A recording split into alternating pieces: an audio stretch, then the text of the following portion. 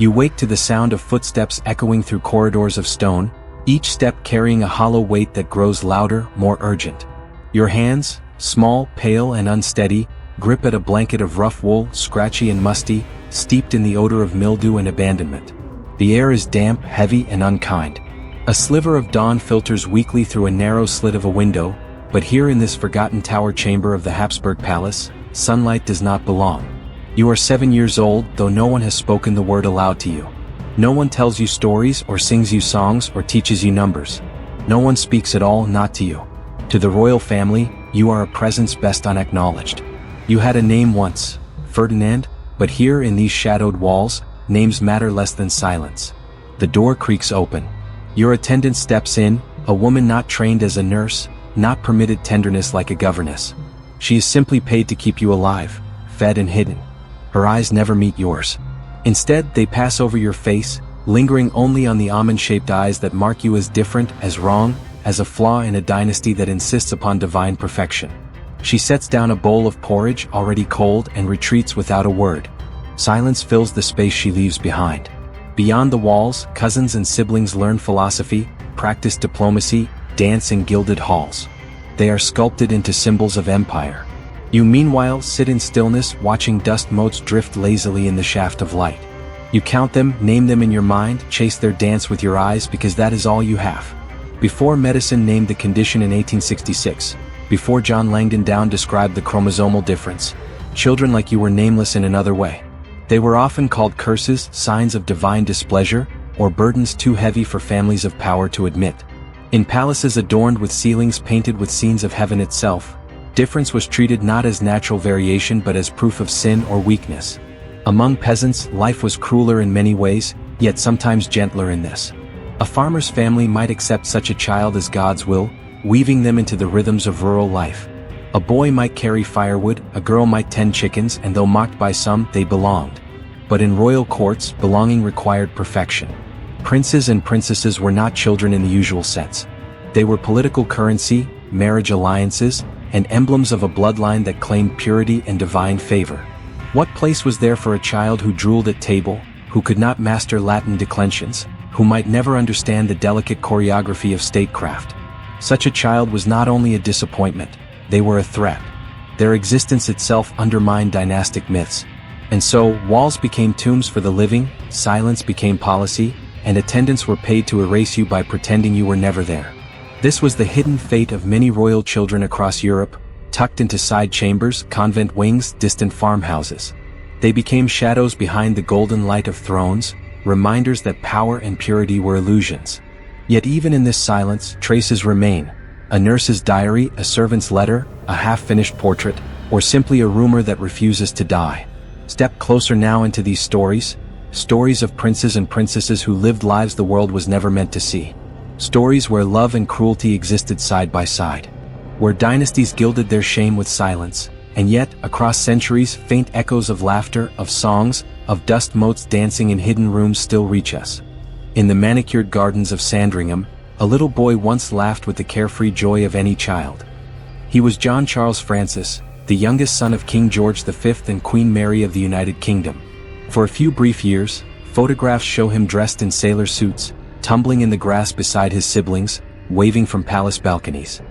He was the image of innocence, one more royal child in a dynasty that prided itself on stability. But behind the shutters of the Edwardian palace, something began to change. John was often restless. His words came haltingly, his attention drifted. By the time he turned 5, his seizures began, violent, frightening episodes that shook not just his small body, but also the carefully guarded image of royal perfection.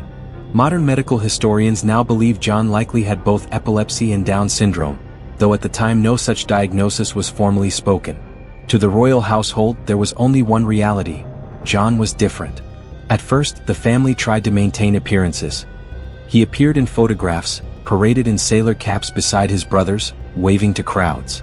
But as his condition became more visible, his face rounder, his movements slower, his seizures more frequent, the public appearances dwindled. Soon they vanished altogether. By the age of 12, John had been removed from the rhythms of palace life.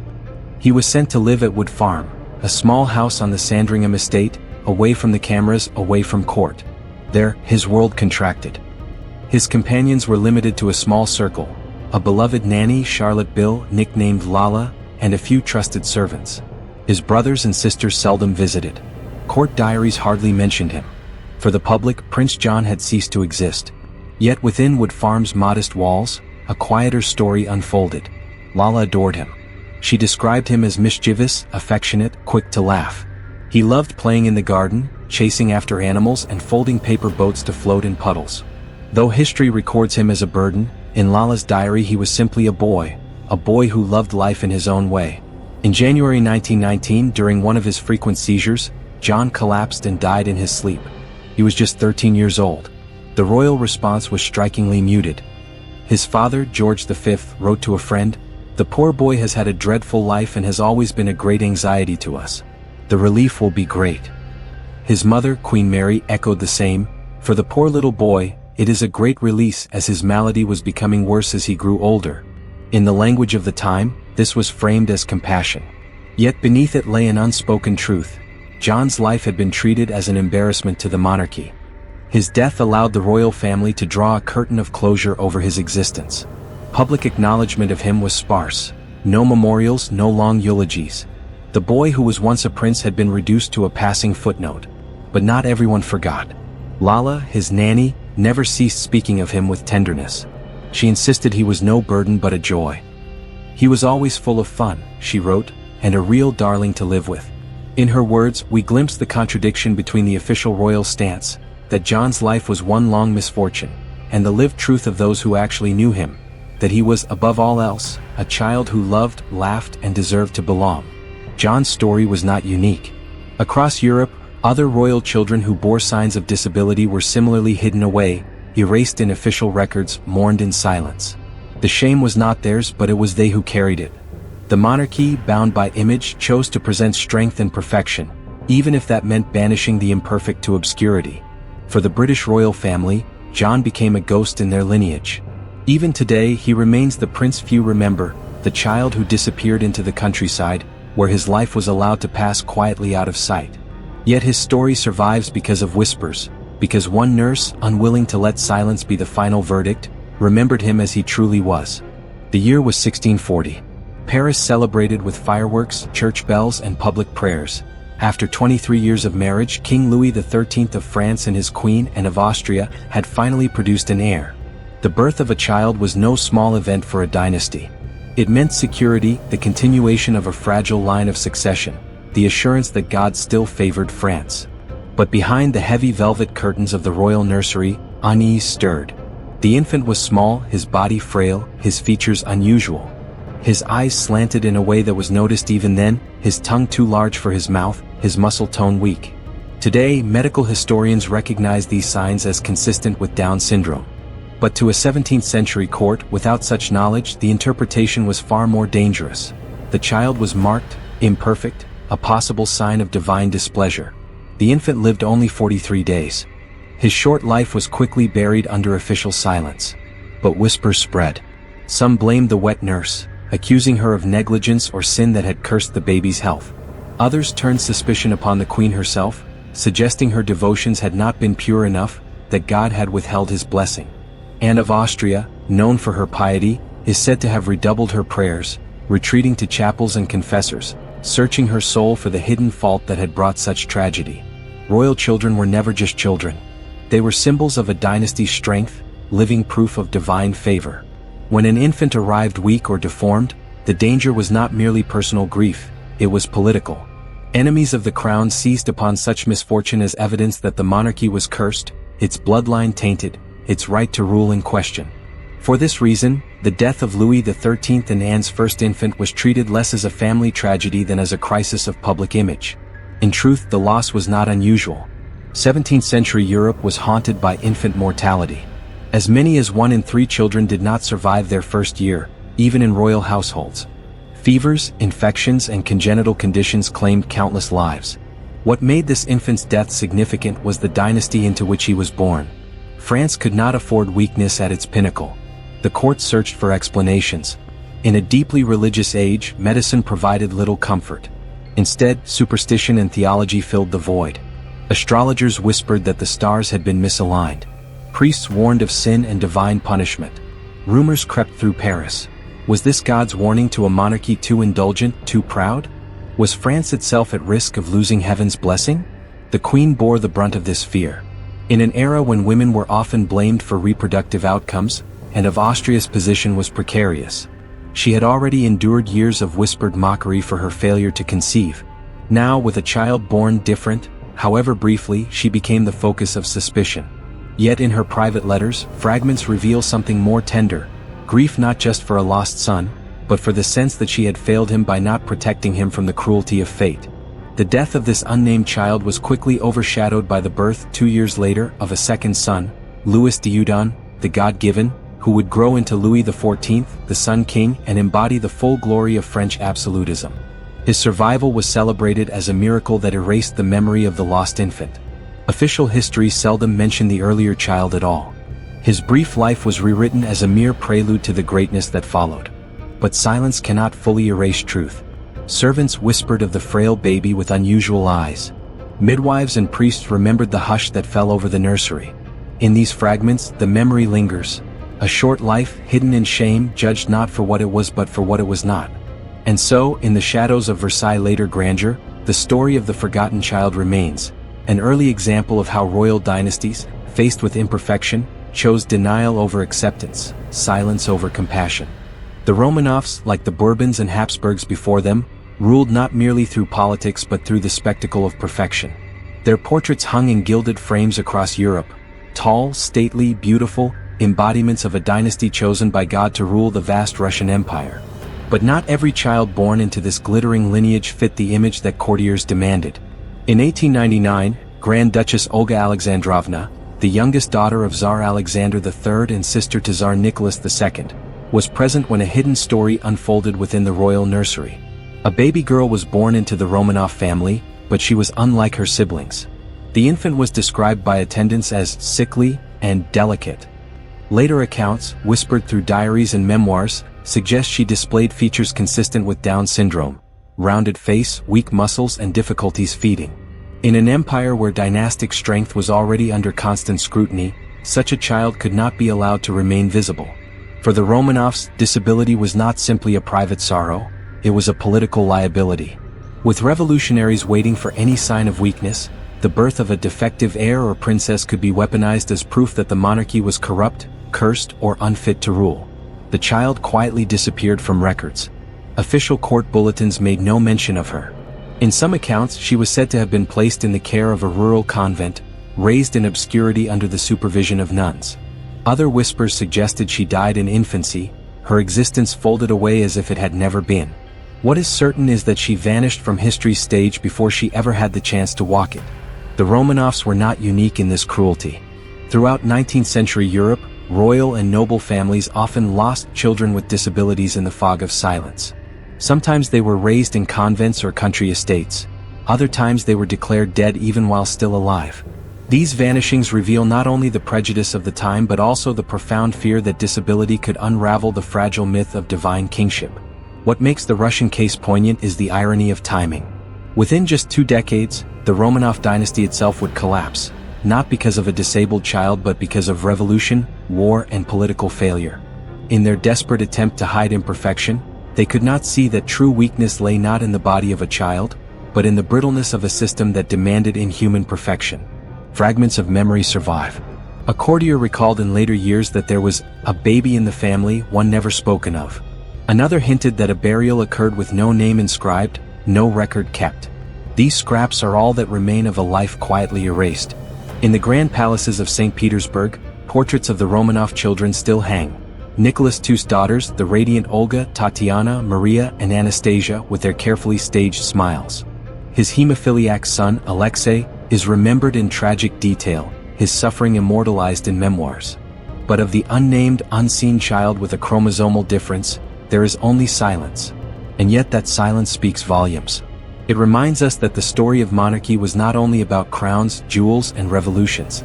It was also about hidden rooms, erased names, and children who bore the weight of dynastic shame. In the mid-19th century, Bavaria's royal court glittered with the pomp of Catholic tradition and Germanic pride. King Ludwig I, famed for his patronage of the arts, and his successors cultivated an image of strength and refinement, commissioning grand palaces and staging court rituals meant to rival Vienna's Habsburg splendor. But behind the painted ceilings of Munich's residence palace lay a hidden sorrow, a princess whose existence was quietly suppressed. Princess Alexandra of Bavaria was not disabled in the way later medical science would define, but her life reflected a psychological fragility that the court considered deeply shameful. Born in 1826, she was the daughter of King Ludwig I and Queen Therese, a granddaughter of the same Therese for whom Munich's Oktoberfest was originally held. Alexandra grew into adulthood with a peculiarity that soon became infamous in whispered circles. She suffered from obsessive delusions. One of the most striking accounts comes from her confessor, who reported that Alexandra believed she had swallowed a glass piano as a child. She lived with the constant fear that she might shatter, moving carefully through rooms, sitting stiffly, and avoiding sudden gestures. To us, this seems like a vivid case study in obsessive-compulsive disorder and anxiety, perhaps rooted in trauma. To her contemporaries, however, it was a humiliation, a princess who behaved strangely, who embodied not strength but fragility. Though Alexandra did not disappear in the literal sense, she remained at court, even becoming an abbess of a royal convent. Her presence was cloaked in embarrassment. She was shielded from the public eye, her eccentricities kept from official portraits, her name omitted from discussions of dynastic pride. In this way, Bavaria practiced a subtler form of erasure, not physical disappearance but social invisibility. Yet Alexandra's story illuminates a larger truth about how royal families treated disability and difference. In an era when monarchies were expected to project divine order, mental illness or developmental difference had no acceptable place. Even in Catholic Bavaria, with its monasteries and emphasis on Christian compassion, a royal child who did not embody dignity was hidden, pitted, or written out of the family narrative. And Bavaria's secrets did not end with Alexandra. Other branches of the Wittelsbach dynasty also produced children described as simple-minded or unwell. These individuals were often confined to quiet estates, rarely mentioned in official correspondence. One can sense the careful pruning of the family tree, shaping the public record so that only the strong and beautiful remain visible. This silence has had consequences. While Ludwig II of Bavaria, the Mad King who built Neuschwanstein Castle, remains immortalized in legend, his cousin Alexandra and others like her have been remembered only as whispers in medical histories. Their struggles were never given the dignity of open acknowledgement. But Alexandra's peculiar case, the princess who feared shattering because of a glass piano lodged inside her, still survives as an extraordinary metaphor. She embodied the fragility that monarchies could never admit. For all their pomp, crowns, and marble palaces, dynasties themselves were brittle, always at risk of breaking under the weight of their illusions. In Alexandra, Bavaria concealed a truth that monarchies everywhere shared. The crown could not bear the sight of imperfection. And so, the princess lived out her life quietly, cloaked in respectability, even as her private fears revealed a dynasty desperate to hide its fractures. By the late 19th century, the Habsburg Empire stretched across Central Europe like an ancient oak, vast, intricate, but beginning to show cracks in its trunk. Emperor Franz Joseph I presided over a court of rigid ceremony, while his glamorous but tragic wife, Empress Elizabeth, known as Sisi, embodied the contradictions of a monarchy caught between tradition and modernity. It was within this world of marble corridors, military parades, and suffocating protocol that a hidden story of disability emerged. Archduke Otto Franz of Austria, a nephew of the emperor, married Princess Maria Josepha of Saxony in 1886. Their union produced several children, including a boy named Archduke Maximilian Eugen. Unlike his elder brother, Karl, the future last emperor of Austria, Maximilian seemed destined for obscurity. Yet some historians have noted that another child, less often mentioned, was born into this branch of the family, one who never appeared in official photographs or family records.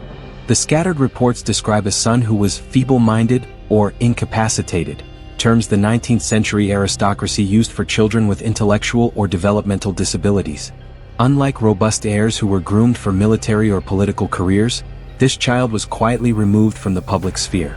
Some accounts suggest he was raised in a private sanatorium near Vienna, shielded from court life, his existence acknowledged only in family letters never meant for public view. For the Habsburgs, such concealment was nothing new. Generations earlier, in the 18th century, Emperor Charles VI had a daughter described as weak of mind, who never participated in court rituals. She too was hidden away, her name scarcely appearing in the annals of the dynasty. In a family obsessed with maintaining a facade of strength, especially as nationalist movements threatened their empire, the presence of a disabled child was considered a dangerous crack in the marble. What makes the Habsburg case especially striking is the irony. This dynasty was already infamous for its hereditary health issues, particularly the so-called Habsburg jaw, a genetic condition resulting from centuries of inbreeding. Portraits of kings and queens with elongated chins and protruding lips testify to this legacy. Yet while the court tolerated these physical traits as quirks of bloodline, mental or developmental disability was deemed intolerable. A crooked chin could be painted into dignity. A child who could not meet the expectations of discipline and intelligence was simply erased. The empire itself mirrored this contradiction. Outwardly, it was a mosaic of cultures: Hungarians, Czechs, Croats, Poles, and many more, bound together by a crown that claimed divine legitimacy. But inwardly, it was fragile, straining under the weight of nationalism, bureaucracy, and fear of decline. Just as the monarchy hid its unfit children, so too did it attempt to hide the fractures tearing its empire apart. By the early 20th century, when Archduke Karl inherited the throne as Emperor Karl I, the hidden child of his family branch had already been forgotten. Karl's reign would be brief, ending with Austria-Hungary's collapse after World War I. The dynasty that had once erased its imperfect heirs now faced its own erasure from history's stage. And yet, in the archives and the whispers of court memoirs, one senses the presence of the unseen child. A shadow reminder that even in palaces, humanity cannot be scripted into perfection. By the 20th century, the world was changing. Monarchies that once ruled with divine right had begun to remake themselves as symbols, ornamental yet powerful in shaping national identity. In Britain, King George VI and later Queen Elizabeth II cultivated an image of stability, dignity, and wholesome family life. But behind that carefully polished image lay a secret that would not fully surface until decades later. The story begins with the Bowes-Lyon family, the aristocratic house from which Elizabeth Bowes-Lyon, better known as the Queen Mother, descended. Among her extended relatives were two sisters, Nerissa and Catherine Bowes-Lyon, born in 1919 and 1926. They were the daughters of John Herbert Bowes-Lyon, the Queen Mother's brother, which made them first cousins to Queen Elizabeth II. From early childhood, it became apparent that Nerissa and Catherine had severe developmental disabilities. Contemporary reports describe them as nonverbal, with limited ability to care for themselves. In another era, in another family, such children might have lived quietly at home, perhaps cared for by relatives. But in the royal orbit, disability was treated not as a family matter but as a dynastic blemish. In 1941, both sisters were admitted to the Royal Oldswood Institution for Mental Defectives in Surrey, a facility where they would spend the rest of their lives. They were not raised in comfort befitting their aristocratic status, nor surrounded by the warmth of close kin. Instead, they were effectively abandoned, left in institutional care while their relatives moved in royal circles. What makes the story especially chilling is what happened next. In Burke's Peerage, the genealogical record of Britain's nobility, Nerissa and Catherine were listed as having died in 1940 and 1961 respectively, despite the fact that both were still alive. Nerissa would live until 1986, Catherine until 2014. Their erasure was deliberate, a bureaucratic lie meant to excise them from the family narrative. When the truth emerged in the 1980s, it shocked the public. Tabloids splashed the story across their pages: the Queen's hidden cousins. Photographs of Nerissa's simple grave, marked only with a plastic tag and serial number, fueled outrage. How could the royal family, celebrated as paragons of duty and care, have allowed their own kin to be discarded so cruelly? The monarchy's defenders insisted that attitudes toward disability were different in the early 20th century, that institutionalization was considered normal. But even by those standards, the falsification of death records went beyond convention. It was not merely about care, it was about concealment, about protecting the royal brand from the stigma of imperfection. The irony is sharp. For decades, Queen Elizabeth II projected the image of a devoted mother and grandmother, a symbol of family unity. Yet within her own bloodline, two women lived lives of isolation, erased from public memory until investigative journalism unearthed their existence. Catherine, the younger of the two, outlived nearly everyone who had conspired to hide her. When she died in 2014, she had spent 73 years inside the walls of Oldswood and later another care facility. No royal attended her funeral. No wreath was sent from Buckingham Palace. Her death passed quietly, a stark reminder of how expendable lives became when they did not fit the royal script. Nerissa and Catherine's story is modern proof of an ancient pattern. From medieval towers to 20th century institutions, the logic was the same. The monarchy must be spotless, even if it means banishing those whose existence complicates the myth. And yet, their lives also expose the cruelty of that myth. The sisters may have been denied palaces, but in being remembered, at last, they have left a legacy far more powerful than silence. Their story challenges the very foundations of dynastic perfection and forces us to ask, what does it say about a crown that fears the truth of its own blood? In the popular imagination, Scandinavian monarchies, those of Denmark, Sweden, and Norway, embody a certain wholesome modernity. Their royal families are often portrayed as approachable, down-to-earth, even progressive compared to the gilded grandeur of Britain or the solemnity of the Habsburgs. Kings and queens are shown cycling through Copenhagen, attending folk festivals, or sending their children to ordinary schools. Yet beneath this friendly image, Scandinavia too has its share of hidden royals, children born different, whose stories were quietly erased from the family albums. One of the most poignant examples comes from Denmark.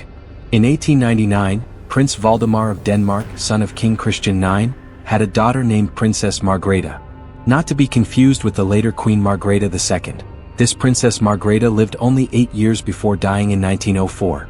Official bulletins described her as frail and delicate, but behind those euphemisms lay a truth. She had developmental disabilities that made her stand apart from her siblings. Court diaries hint at a child unable to keep pace with lessons or public appearances. Her short life was mourned, but afterward, she faded from memory, rarely mentioned in official histories, a silence that suggests discomfort as much as grief. Sweden too had its share of shadows. The Bernadotte dynasty, which ruled since the early 19th century, prided itself on its military origins and healthy, vigorous heirs. Yet in 1852, Prince Gustav of Sweden, son of King Oscar I, died at just 25. While his official biography described him as charming and musically gifted, private correspondence hinted at chronic illness and possible neurological conditions that limited his role in public life. Later branches of the family also produced children described vaguely as sickly or simple, some of whom were raised away from the royal spotlight.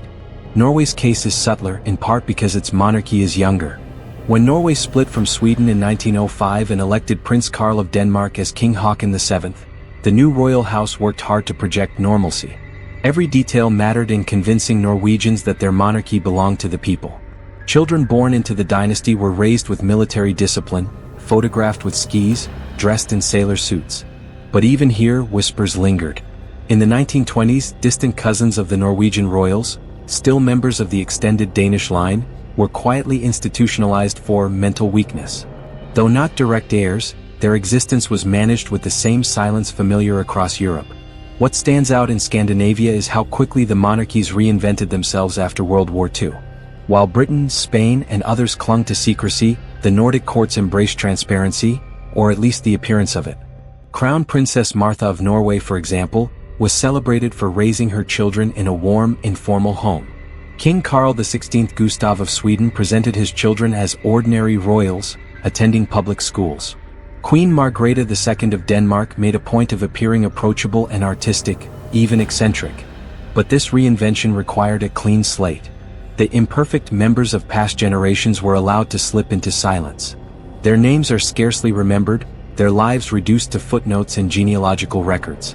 In this way, Scandinavia shows us the continuity of the royal instinct, to curate the family tree like a gallery, keeping only those portraits that fit the story. And yet, the silence speaks louder in monarchies that sell themselves as transparent and democratic. In a society that prides itself on equality, the forgotten children reveal the uncomfortable truth that royal families are still bound by an older logic, the need to look perfect, even at the expense of their own blood. The Spanish Bourbons were no strangers to dynastic anxiety. Since the early 18th century, when Philip V, grandson of France's Louis XIV, took the throne, the family struggled with a recurring theme: instability of mind and body. This was a dynasty that produced kings who sank into depression, queens who endured miscarriages and stillbirths, and princes described as incapacitated. In such a fragile royal line, every child mattered, yet some children were treated as though they didn't exist at all. The most notorious case is King Charles II of Spain, remembered as El Hechizado, the Bewitched. Born in 1661, Long before the Bourbon line began, Charles was the last Habsburg king of Spain. He was physically weak, epileptic, and possibly intellectually disabled, the result of generations of inbreeding. His reign was a catastrophe, and his inability to produce an heir led to the War of Spanish Succession. When the Bourbons replaced the Habsburgs, they inherited not only the Spanish throne but also a deep fear of appearing weak or defective. Every subsequent child born with disability became a reminder of that shameful past. Fast forward to the 19th century. Queen Isabella II, one of Spain's most controversial monarchs, gave birth to multiple children who were described as delicate or feeble. Among them was Infanta Maria de la Concepcion, who died young and is barely mentioned in official records. Another daughter, Infanta Maria del Pilar, was frail and often ill, remembered in some sources as simple-minded, though such labels were deliberately vague. Their lives were short, their memories softened by euphemism. Even in the 20th century the pattern persisted. Don Juan, Count of Barcelona and father of King Juan Carlos I, had several children, including Alfonso, who died tragically in a shooting accident. But alongside such public losses were quieter stories. Extended Bourbon relatives, cousins and lesser infantas, were sent to convents or care homes if they showed signs of disability. They disappeared from the public stage, their names preserved only in dusty family registers. One striking example is Infanta Maria de las Mercedes, a Bourbon princess born in the early 20th century. While not disabled herself, her letters reveal how fiercely the family guarded appearances. She referred in one private note to a poor cousin, who lived secluded in the countryside, never to be introduced at court. The implication is clear: the child was hidden for reasons of disability. Spain's monarchy, like Britain's, was deeply tied to Catholic ideals of purity and divine order. A disabled heir was not simply a family matter but a theological and political crisis. If kings ruled by the grace of God, then a child born with disabilities threatened the very notion of divine favor. Better, then, to let such lives slip into obscurity than to confront uncomfortable questions about legitimacy. What makes Spain's case particularly haunting is how silence compounded across centuries. While Britain eventually had its scandal with the Boslian cousins, and Austria's secrets occasionally surfaced in memoirs, Spain's erased infantas remain largely unknown outside specialist history. The erasure here was thorough, woven into a broader cultural habit of forgetting. Today, Spain presents its monarchy as youthful, glamorous, and modern. King Felipe VI, Queen Letizia, and their daughters are photographed as a model nuclear family. Yet the erased infantas remind us that the path to this polished image was paved with silences, children left out of paintings, omitted from family trees, buried in unmarked corners of royal cemeteries. The Bourbon dynasty survived centuries of war, scandal, and exile, but at a terrible cost to those who didn't fit the narrative. The forgotten children of Spain serve as a final testament to the persistence of royal concealment, right into the modern age. From the misty courts of medieval England to the polished palaces of modern Spain, one theme has echoed across centuries of monarchy: the quiet vanishing of children who did not fit the script. Whether locked in towers, confined in convents, or tucked away in anonymous institutions, disabled royals were consistently written out of the story their families told the world. The details change with time and place. In the Middle Ages, erasure took the form of whispered rumors and secret chambers. In the Renaissance, it meant exile to monasteries under the guise of piety. In the 19th century it became medicalized, fragile, infants disappearing from court records. By the 20th century it was bureaucratic, with names deliberately falsified, death dates recorded decades too soon. But the logic remained constant. The monarchy must project perfection, even if it meant betraying its own blood. What's striking is how universal this instinct was. England hid its princes and its cousins. France erased whole lines of infantas. Austria's Habsburgs quietly folded disabled children into convent life. Scandinavia allowed them to fade into silence. Spain polished its Bourbon image by omitting the weak and the simple-minded. Across borders and eras, dynasties that competed fiercely for crowns and influence behaved identically when confronted with disability. This silence was not just cruelty, it was survival strategy. Monarchies relied on the myth of divine order. A king was not simply a man but God's chosen ruler. A dynasty was not just a family but the living embodiment of a nation. In that narrative, there was no space for heirs who drooled, limped, or could not speak. Disability was not seen as part of the human spectrum but as a threat to legitimacy itself. Better to erase the child than risk exposing the cracks in the divine facade. And yet, despite centuries of erasure, these forgotten royals have begun to re-emerge. In recent decades, historians, journalists, and even descendants have uncovered their lives. The Bowes-Lyon sisters in Britain, Nerissa and Catherine, are now remembered not as family embarrassments but as victims of a cruel system. The Habsburgs' cloistered princesses are studied as symbols of dynastic anxiety. Even in Spain and Scandinavia, genealogists and archivists are piecing together the fates of erased infantas and princes. Their reappearance changes how we see monarchy itself. Instead of a spotless line of golden-haired heirs, we see a more human story, one of fear, shame, and silence, but also of resilience. The very act of remembering Nerissa, Catherine, and their forgotten counterparts across Europe is a form of justice, however late. Perhaps the greatest irony is this: by erasing their disabled children, monarchies tried to protect their image of strength. But in doing so, they revealed their deepest weakness, the inability to embrace imperfection. Far from proving divine right, the silences only expose how fragile dynastic myths truly were. Today, as modern monarchies struggle to justify their relevance, the stories of their hidden children ask us hard questions. What is the value of a crown built on silence? What dignity can there be in a throne that cannot face the truth of its own blood? And in remembering the forgotten princes and princesses, are we not also rewriting the history that monarchies tried so hard to control? In the end, the erased royals remind us of a simple truth. Power fears vulnerability, but vulnerability is what makes us human. By recovering their names, we do more than fill gaps in genealogies, we restore humanity where it was once denied. Their absence shaped dynasties, but their memory may yet shape how we understand monarchy itself.